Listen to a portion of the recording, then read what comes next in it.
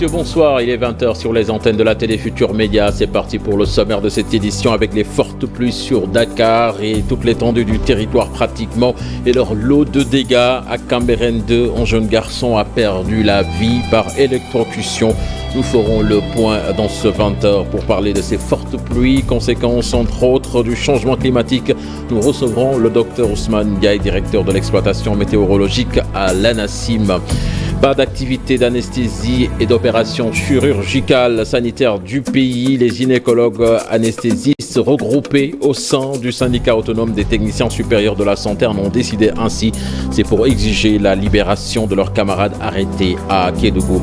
Et puis football Ligue 1, le tirage au sort effectué ce samedi pour les rencontres de la saison 2022-2023. Casa Sport, Ceneps, AS Pikine, Génération Foot, entre autres les affiches de la première journée. Voilà le sommaire de ce 20h, tout de suite le développement.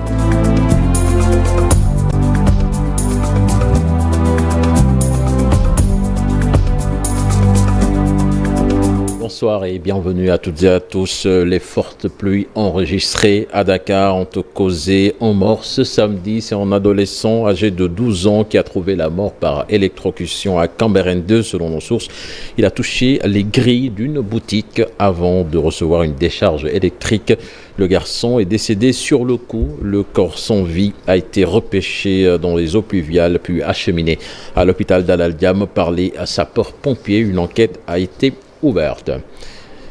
Et puis Dakar qui a reçu beaucoup d'eau, la banlieue également. Direction justement Parcelles à l'unité 24 pour y retrouver Mam Astou Khan. Mam Astou Khan, correspondante de la RFM en banlieue. Vous êtes en ligne. Bonsoir.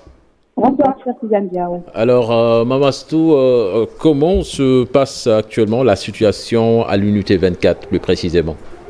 Voilà, cher Suzanne, comme vous le voyez, comme vous le constatez sur les images, de l'unité 20 à l'unité 24, en passant par HLM Grand Médine jusqu'à Cambérène 2, toutes les rues sont inondées et deviennent du coup impraticables suite aux fortes pluies notées depuis ce matin à Dakar et à sa banlieue. Les populations vivent actuellement un véritable calvaire. Certaines personnes même nous ont signifié qu'ils vivent cette situation depuis plus de 15 ans dans certaines maisons. Lits, matelas, fauteuils et même du matériel électroménager sont endommagés. Des murs sont tombés. Cher Tidiane, les véhicules sont à l'arrêt. La population des parcelles se sent, dit-elle, oubliée du plan Orfet. Aucune autorité n'est venue à leur chevet. Donc, ils sollicitent de l'aide des autorités pour que l'ONAS puisse venir dans ces quartiers afin d'évacuer ces eaux pluviales parce que, d'après nos interlocuteurs, les réseaux sont fermés. Il n'y a pas de canalisation ici au Parcelles Assainies, cher Tidiane. Voilà, merci Mme Astou. Nous suivrons de près cette situation avec vos ajustements. Je vous l'annonçais dans les titres. Notre invité, il s'agit du docteur Ousmane Ndiaye, directeur de l'exploitation météorologique à l'ANACIM. M. Ndiaye, bonsoir. Bonjour M. Ndiaye. Alors, vous l'avez vu certainement avec nos équipes sur le terrain. Beaucoup de quartiers à Dakar sont sous les eaux en ce moment. Alors, quelle est justement la quantité de pluie enregistrée, des pluies qui ont démarré donc la nuit jusqu'au petit matin? Merci beaucoup. Oui, il y a une forte précipitation qu'on a eue, commençant depuis hier et aujourd'hui aussi on a enregistré beaucoup de pluie. Donc à Dakar, à Yoff, notre station de Yoff, on a 72,8 mm. À Dakar, à Anne, on a 99 mm. À Yeumbeul, nord et sud, on a respectivement 89,4 et 83,2. Et ça montre que c'est des quantités assez importantes qu'on reçoit. Parce qu'en général, avec 10 mm de pluie déjà, c'est déjà quelque chose. Donc quand on parle d'une centaine, donc c'est vraiment... Et si vous le permettez aussi, on a eu des précipitations vraiment qui sont tombées sur une période très courte. Ça veut dire une vitesse, une intensité assez importante. Par exemple, à Yeumbeul, entre 9h et 10h seulement, on a 59,2 mm. N'est-ce pas? À Dakar, entre 9h et 11h, on a 45,1 mm. À Kayar, n'est-ce pas, en une heure de temps aussi, 16h, 17h, on a 53,5 mm. Pour vous donner une idée un peu comment les pluies, les quantités sont importantes et les vitesses aussi. Alors, est-ce que cette situation était prévisible? Oui, on avait prévu, on avait déjà alerté. Je pense qu'avant le début de la saison, on avait dit que attention, dans ces temps-ci, on va dans une période ou dans une mode de variabilité, comme on appelle dans notre jargon, où on s'attend à des précipitations très fortes dues au phénomène de changement climatique. Et maintenant, quand ça s'approche, nous, à la météo aussi, à l'ANACIM, on lance des avis, n'est-ce pas? Donc, on avait alerté 1 à 2 jours avant pour dire attention, il y a des fortes pluies qu'on s'attend. Alors, M. Ndiaye, vous êtes, si je ne me trompe, le point focal du groupe d'experts intergouvernemental sur l'évolution du climat. Justement, ces variations du climat notées au Sénégal sont-elles en phase avec les conclusions de vos travaux? Tout à fait. Le GIEC a sorti un rapport. Chaque 5 à 7 ans, on sort un rapport en tant qu'experts internationaux. Donc, on regarde, n'est-ce pas, d'après les publications scientifiques et vraiment l'état de l'art de la science pour voir ce qui se passe. Donc, on a sorti un rapport en août 2021. Il était très clair qu'il y avait des phénomènes qui étaient sans faute. Premièrement, on s'était dit que ce phénomène de changement climatique maintenant est dû à l'homme. Ce n'est pas la peine de chercher d'autres explications. Ensuite, l'avancée de la mer aussi était un des signaux. La chaleur qui augmente parce que vous voyez, on a presque plus d'hiver. Et ensuite, les phénomènes extrêmes. Et les phénomènes extrêmes, c'est inclus vraiment ces précipitations-là, ces fortes précipitations. D'ailleurs, qu'on voit dans d'autres pays. Parce qu'on l'a au Niger, on l'a en Gambie ici, on l'a en Côte d'Ivoire, n'est-ce pas? On l'a au Pakistan ces dernières heures et aussi en France. Donc c'est un phénomène global, qui est lié au changement climatique qui a été documenté par le GIEC. Okay, en termes d'adaptation et d'atténuation, quelle politique justement le Sénégal a mis en place? Oui, le Sénégal a ce qu'on appelle un cadre, n'est-ce pas, qui est le COMNAC, le Comité national de changement climatique, n'est-ce pas, et sur l'égide du ministère de l'Environnement, qui travaille avec les autres ministères, a mis en place une politique avec le PSE pour voir comment faire que ces phénomènes-là qui existent, qu'on comprend, qui sont les changements climatiques, comment vivre avec le changement climatique, ce qu'on appelle l'adaptation. Donc l'agriculture, il y a un plan qui s'appelle PRACAS, qu'on a développé. On en reparlera tout à l'heure. D'accord, ok. Donc il y a différents plans qu'on a développés pour essayer de s'adapter au changement climatique. Pour l'atténuation, vous savez qu'il y a le BRT, parce qu'on pense qu'une des sources encore de production, c'est un peu les gaz à effet de serre. Et aujourd'hui, avec ces transports, et chacun va avoir une voiture, on a pensé que si on fait des bus à transport rapide, les gens verront que c'est beaucoup plus efficace de prendre ces bus d'aller partir que de conduire, d'avoir des problèmes de parking, etc. Et ça nous permet aussi de diminuer la quantité de CO2 émis. Ensuite, des mesures que le gouvernement avait fait avant, le fait que les voitures vieilles n'entrent pas au Sénégal, ça aussi c'est une mesure d'atténuation. Ensuite, le fait de faire le mix énergétique aussi, c'est-à-dire on ne peut pas tous partir directement à l'énergie renouvelable, mais on peut faire le mix, faire une partie énergie solaire, une partie continuer à l'énergie fossile. Et en parlant de ces inondations, justement, du côté de l'ANACIM, est-ce que vous avez un rôle quand même à jouer dans la mise en place du plan Orsec? Tout à fait. Le plan Orsec, donc c'est un plan pluridisciplinaire, n'est-ce pas, qui est mis en place en cas de catastrophe. Et aujourd'hui, nous, en tant qu'ANACIM, donc on donne des prévisions, bien sûr, mais aussi on donne les mesures. On mesure les quantités de précipitations pour un peu essayer d'estimer les impacts qui sont plausibles, par exemple remplissage n'est-ce pas, des fleuves, etc. et des mares, et ensuite donner des prévisions et des tendances, comme on le disait tout à l'heure. Donc c'est ça notre rôle sur le plan Orsec. Ok, et on vient de m'informer également qu'une autre victime due aux inondations à Thiaroye-Gare, où un bébé de sexe féminin de 9 mois a trouvé la mort dans les eaux au quartier Amdalaï. Cela s'est passé cet après-midi. On me fait signe que Ndongo Ndoye est en ligne avec nous. Ndongo, bonsoir. Allô, Ndongo Ndoye? Ndongo Ndoye, vous êtes en ligne avec nous. Bonsoir. Voilà, je pense qu'on ne l'a pas encore. Peut-être qu'il sera en ligne dans quelques instants. Et dans cette histoire qui s'est passée à Cambérène 2, avec ce garçon qui a été électrocuté, comment est-ce que ce genre de choses peuvent arriver et comment l'éviter? Oui, on se désole d'abord de cela, ce qui se passe quand il y a toujours mort d'homme, on se désole par rapport à ça. Mais il faudrait voir quelles sont vraiment les causes, parce que des fois, comme on le sait dans la banlieue, des fois, les gens peuvent brancher n'importe comment. Je ne dis rien, je ne sais pas ce qui se passe, mais en général, ça peut être ainsi, comme on l'a expliqué. Il s'est expliqué comme ça. Mais je pense que ce qu'on doit voir, c'est que ces problèmes-là d'inondation et ces impacts, je pense que c'est un problème très complexe et pluridisciplinaire et chacun a son rôle à jouer. C'est pour cela, dans le cadre du plan Orsec, on prend l'expertise venant de partout. Il y a l'ONAS, il y a APIX, il y a SDE, il y a CNO, il y a tout le monde qui travaille sur ces questions-là, sur les inondations. Je pense qu'il faudrait qu'on puisse voir avec le développement local comment accompagner les gens et comment mettre ces questions-là de changement climatique dans nos politiques et nos programmes de développement. Justement, quand même, à propos de ces inondations, de ces fortes pluies, quand même, il y a des comportements à éviter du côté des populations. Tout à fait. Quand on prévoit, supposons, des fortes pluies, n'est-ce pas, la période qu'on vient de passer, et cette période-là qu'on va aller peut-être demain et lundi matin, c'est de se déplacer le moins possible. Supposons c'est dans les villages et autres, de faire tout que le bétail et tout de les conserver, parce qu'en général, ces pluies s'accompagnent toujours avec l'orage, foudre et tonnerre, donc et c'est pas bon en général, ça fait toujours des morts, que les gens doivent éviter cela. Les enfants, ces périodes-là, on est en période de vacances, les enfants vont se baigner au fleuve, etc. Avec ces fortes pluies, il faut avoir des crues qui peuvent amener des problèmes, donc les gens doivent se prémunir par rapport à cela.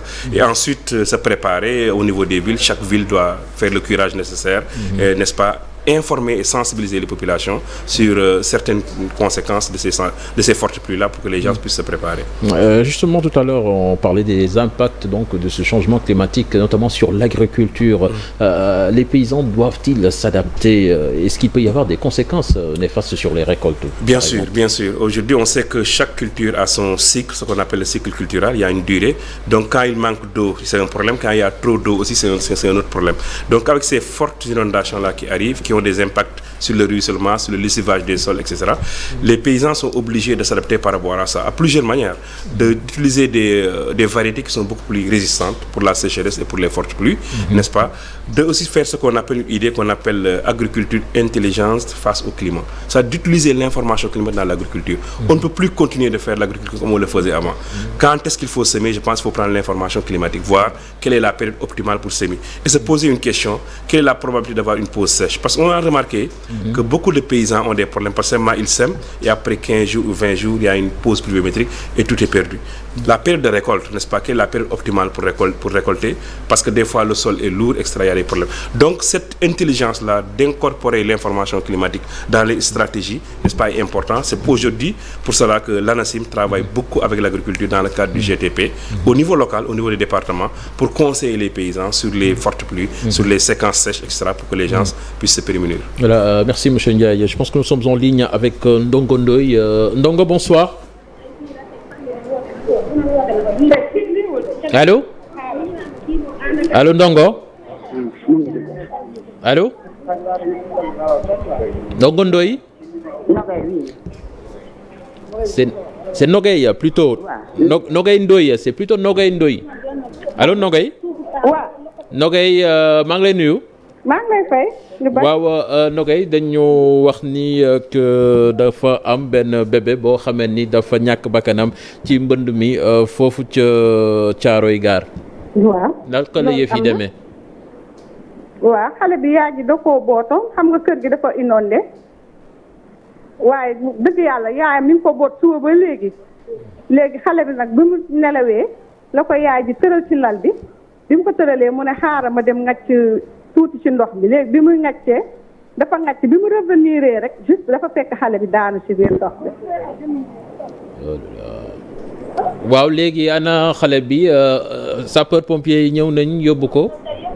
waaw xale bi yóbbu nañ ko mais malheureusement dafa décédé. Mais merci Nogay, ñu ngi leen di massawu.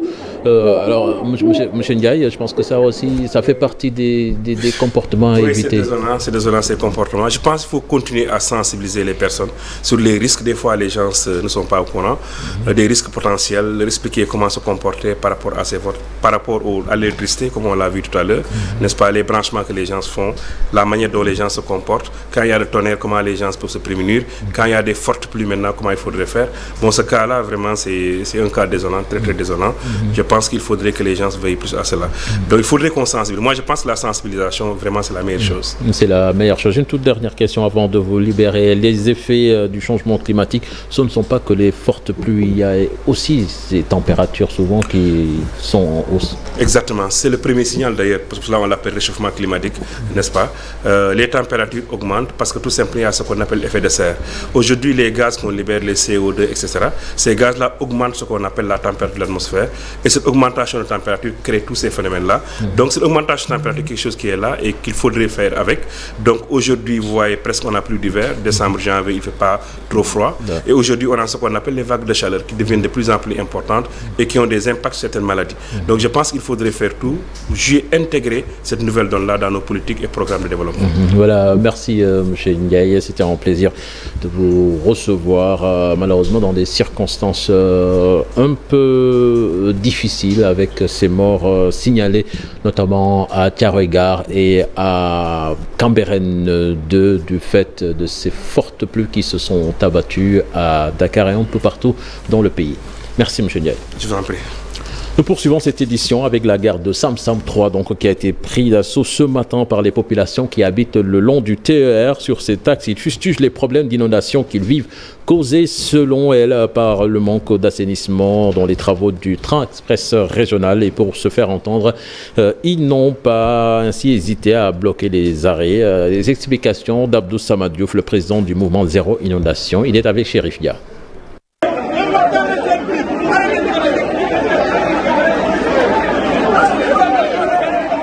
La situation au niveau de la commune de Diamaguène-Sicap est dégénérée depuis ce matin. Parce que vu la situation de la pluie d'hier et aujourd'hui a causé beaucoup de dégâts au niveau de la commune de Diamaguène, surtout au niveau de Sam-Sam 3. Les populations sont sorties massivement aujourd'hui pour au moins montrer leur mécontentement parce que quand ils ont construit le terre, donc on a vu qu'il n'y a pas de mesure d'accompagnement pour essayer de faire sortir les populations sous les eaux. Et actuellement, les populations sur place, ils ont actuellement fermé les guichets qui sont au niveau de Sam-Sam.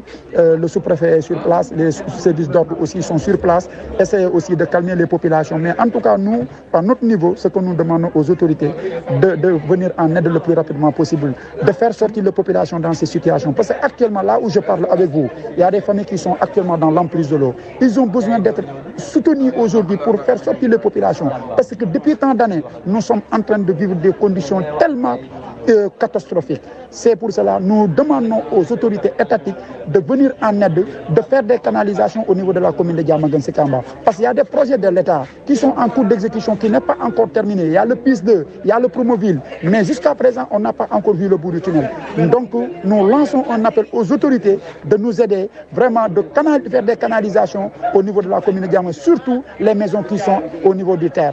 Le quartier Diamaguène centre plutôt sous les eaux, très en colère. Ces populations de dénoncer les promesses non tenues du ministre Serigne Mbaye Thiam, le ministre de l'eau et de l'assainissement. Les sinistrés demandent au chef de l'État de s'impliquer davantage pour une solution définitive. Lamine Diop, porte-parole des sinistrés, au micro d'Omar Ndiaye.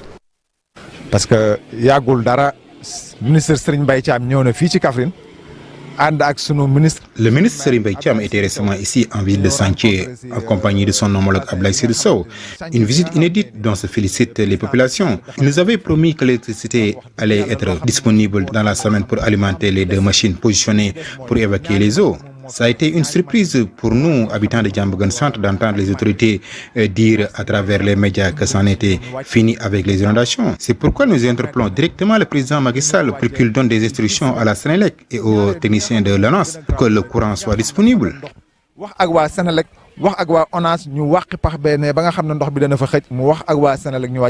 Puis phase 2 du programme Servir Afrique de l'Ouest, la NASA et ses partenaires veulent s'impliquer dans la lutte contre les inondations et la coupe du bois en Casamance.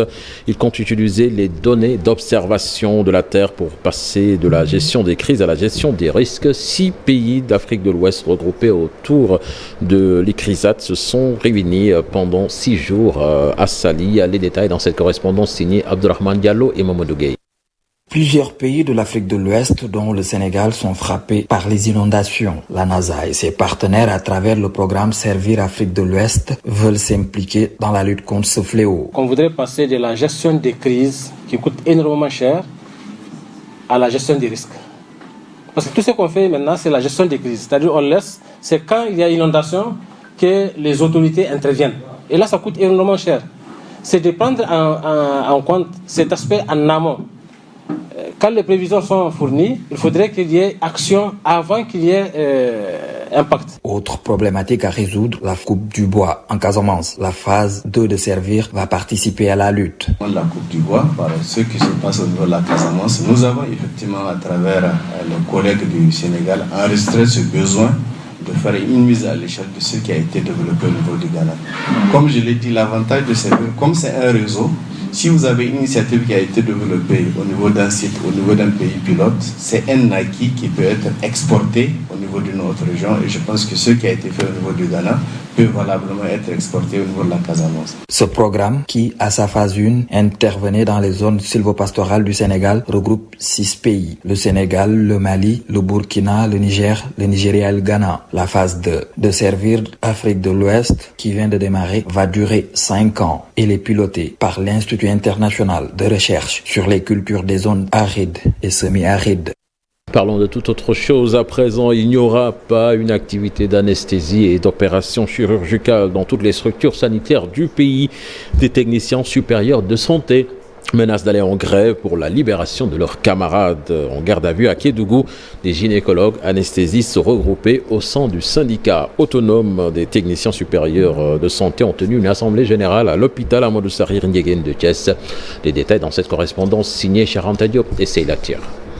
Ces techniciens supérieurs de santé venus des différentes structures sanitaires du pays, toutes spécialités confondues, se sont retrouvés à l'hôpital Amadou Sakhir Ndiéguène de Thiès pour soutenir leurs camarades. L'équipe opératoire du centre de santé de Kédougou en garde à vue. Ils ont tenu un point de presse pour apporter des éclairages. Le secrétaire général du syndicat national des anesthésistes du Sénégal revient en profondeur sur les faits. Qu'est-ce qui s'est passé ?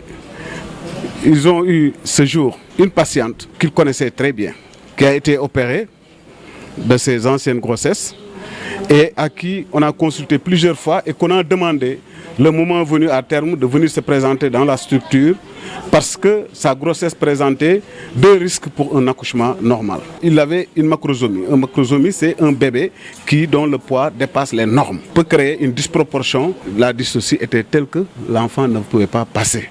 La tête était coincée par le col. Selon ces techniciens supérieurs de santé, s'il y a agitation dans les prochaines heures, c'est à cause des stratégies qu'ils vont dérouler. En tout cas, on ne nous laissera pas faire. Et la chose prendra une dimension nationale. Le SASUS va s'assumer et qu'il n'y aura aucune activité d'anesthésie par les techniciens supérieurs à travers l'étendue du territoire sénégalais. Ils n'ont qu'à laisser les camarades continuer le travail. C'est des gens aussi responsables et qui ont tout donné pour cette zone. Un appel est ainsi lancé aux professeurs titulaires des différentes chaires. Ces techniciens supérieurs de santé cantonnent sur leur position. Pour eux, les arrestations ne règlent pas les questions de santé. Le collectif des victimes de démolition de Tivaouane-Peulh tire à boulet rouge sur le gouverneur de la région de Dakar et le préfet du département de Rufisque. Les membres du collectif accusent en effet Serigne Ababakar Kane et Alassane Sall d'être à l'origine du blocage des 20 hectares octroyés par le chef de l'État en guise de recasement. Face à la presse, ils annoncent une marche de protestation vendredi prochain. Écoutons à ce propos Pape Maguette Gueye, membre du collectif interrogé par Abdou Diouf Diagne et Ahmadou Bamba Samb. Donc on a appris que la Cypress qui avait démoli nos maisons est revenue à la charge pour nous faire déguerpir ici. Et comme vous le voyez à perte de vue, ce site a été aménagé suite à la lettre que le président de la République du Sénégal a octroyé aux victimes 20 hectares. 20 hectares. Donc ces 20 hectares-là portent sur le TF 6435R. 20 hectares extraits du TF 6435R que tente maintenant de bloquer le préfet de Dakar, de connivence avec de Rufisque, de connivence avec le gouverneur de Dakar. Maintenant, nous ne savons pas pourquoi, mais nous savons que derrière toute cette affaire-là, il y a ce qu'on appelle la Cypress. Maintenant, nous dénonçons la posture et du gouverneur de Dakar et du préfet de Rufisque. Parce que si le président de la République signe une lettre sur laquelle lettre on peut lire que c'est octroyé à la commune de Tivaouane-Peulh 20 hectares pour recaser les victimes, je pense que rien ne devrait arrêter cela. Le collectif des familles impactées du tronçon de Yeumbeul hausse le ton. Il juge dérisoire les montants d'indemnisation évalués à 15 000 francs CFA le mètre carré proposé par la commission de conciliation. Le collectif qui regroupe 190 familles concernées réclame également un site de relogement sur le littoral de Gadaye. Le collectif tenait en point de presse. Nous écoutons le porte-parole Pape Amari Seck interrogé par Abdoulaye Anne. Tout le monde sait ce que Yeumbeul représente dans la communauté layène. Monsieur le Président de la République, le 21 juillet 2016, vous aviez procédé au lancement des travaux d'élargissement et d'aménagement de la route des Niayes, du rond-point Liberté 6 à la station Shell de Keur Massar. Dans le communiqué du Conseil des ministres du 16 mars 2022, vous aviez indiqué au gouvernement l'impératif d'accélérer la finalisation des travaux de la route des Niayes. Monsieur le Président de la République, 25 correspondances vous ont été envoyées et jusque-là sans retour. Pas plus tard qu'hier, on vous a envoyé une correspondance. Il a été accusé même réception. Sur la table de conciliation, il a été proposé que les impactés seront payés à hauteur de 15 000 francs par mètre carré. Vous savez que Yeumbeul est une localité tricentenaire qui a son titre foncier, au même titre que toutes les localités religieuses. Et ce combat, nous allons le mener. Yeumbeul a toujours donné ses terres et continue toujours à donner ses terres. Regardez ce qui se passe à Gadaye. Toujours des non-habitants de notre localité viennent bénéficier des terres de Yeumbeul. Je ne pense pas que ces gens-là puissent être plus méritants que nous qui sommes là, nous les impactés, qui avons grandi ici également et qui souhaitent demain mourir et enterrer dans ces cimetières. Ces impactés-là, la première chose qu'ils réclament, c'est qu'ils soient relogés ici, tout près. Pourquoi pas avoir un Yeumbeul 2? Pourquoi pas avoir une seconde grande mosquée layène ici dans la cité Gadaye? C'est tout simplement ce que nous souhaitons. Les impactés, seulement pour Yeumbeul, sont au nombre de 190. Mais pour tout le tronçon, ils sont au nombre de plus de 300 impactés. Attaque d'Amsaktas, c'est dans le département de Louga. Environ 2200 hectares de cultures ravagées, dont les communes de Koki et de Médienne, qui font partie des localités touchées. Beaucoup de champs de niébé, surtout, ont été détruites par des insectes et des chenilles poilues. Les paysans qui ont tout perdu demandent l'aide des autorités. Tiernorfal. Nous sommes dans le village de Kerngura, dans la commune de Koki. Ici, la chenille poilue a fait des ravages. Les cultivateurs qui n'ont plus que leurs yeux pour pleurer listent les dégâts. mooy la nekk fële moo nekk fii moo nekk feneen li nga xam ne mooy gox bu Koki yëpp tool boo fi demit boo demee nii lay mel fekk sax ya ca kaw doo fa gis gàncax wala boo fa gisee gàncax muy gàncax goo xam ne gi gu dag mant goo xam ne kenn xamul fu mu jëm. À Bari-Diam Cissé également, dans la commune de Mbédiène, beaucoup de champs ont été infestés. Dans ce village aussi, les paysans sont tous dans le désarroi. ndax ruur mi bari na fi lool lekk na tool yi ba mu jeex. tund wi yëpp mboolem gox bi dëkk boo fi dem tool yi nii la mel wala nga gis yu ko yées. Ces producteurs qui ne savent plus à quel saint se vouer demandent de l'aide à l'État. fii koo fi wax DPV xamu ko néew nañu ko ci xam ñoom ñoo war di aar àll bi dox suñu diggante kii bi mais duñ wàcc ci àll bi. ku leen bëgg a dimbale nag mooy nga fexe ba jox leen jiwu boo xam ne bii lu mu néew dana mën a ñor ci as diggante si des ci nawet bi ak loo leen mën a jàppale ci wàllu dund. mais li leen di rey wax leen ko président Macky Sall mu ngi génne ay milliards nee na mu jëm ci béykat yi yëg si wut yéen a ngi wax léegi ne amu leen jiwu bu baax wala dafay tuuti ñaari kilo ci gerte ñetti kilo ci ñebbe engrais ngeen am na ko wax fii lan la wax léegi kañ la gëj a gis engrais. Une délégation du mouvement Aar Sunu Moomel était dans le département de Louga pour rencontrer les producteurs et leur apporter un soutien moral. Les chercheurs de l'ISRA et les autres acteurs de l'agriculture se sont rencontrés à Saint-Louis. Ils ont discuté des potentialités hydro-agricoles qui peuvent permettre au Sénégal de booster de fort belle manière la production agricole en vue d'atteindre l'autosuffisance en riz en cette période marquée par l'arrêt des exportations du riz brisé de l'Inde. Ces chercheurs pensent que c'est un défi désormais pour eux de travailler pour assurer une bonne sécurité alimentaire. Ousseynou Diop. Tous les acteurs qui gravitent autour du secteur agricole à Saint-Louis se sont rencontrés dans la vieille ville au moment où l'Inde a décidé de mettre un terme à ses exportations de riz. Ils veulent relever les défis et assurer une sécurité alimentaire au Sénégal. Garantir carrément l'autosuffisance alimentaire. Et Saint-Louis doit se positionner, comme je l'ai dit tantôt, parce que ça constitue un vivrier pour le Sénégal. Les potentialités sont là et elles sont énormes. Au-delà du riz, il y a l'oignon. Il y a également de la tomate, il y a également la patate douce. Il y a beaucoup de filières qui sont là et qui peuvent être développées. Le directeur du Centre des recherches agricoles de l'ISRA de Saint-Louis a émis le souhait de voir le Sénégal relever dans les plus brefs délais les défis majeurs du programme national d'autosuffisance en riz. Selon lui, le transfert des technologies et la révision des programmes de recherche doivent être les principales priorités. C'est un peu de nous réorganiser et de focaliser pour améliorer la production. Parce que même si vous venez au niveau de la chaîne de valeur riz, le volet transformation, le riz transformé est tellement propre, on n'a pas de problème. Suite à la décision prise par l'Inde d'arrêter ses exportations vers le Sénégal, le directeur du Centre de recherche agricole de l'ISRA de Saint-Louis pense que les chercheurs sénégalais ont aujourd'hui un défi à relever. Dans la vallée, vous allez entendre du comité scientifique qui est en place. Mais nous voulons aller plus au-delà de ça. Parce qu'on doit avoir un lien direct avec les structures d'appui conseil qui travaillent directement avec les producteurs. L'objectif de ça, c'est vraiment de heurter cette barrière-là pour que le producteur puisse accéder à la technologie nouvelle. Les chercheurs et techniciens s'exprimaient à l'occasion de l'ouverture officielle d'un atelier de 2 jours de pré-programmation des activités scientifiques à Saint-Louis.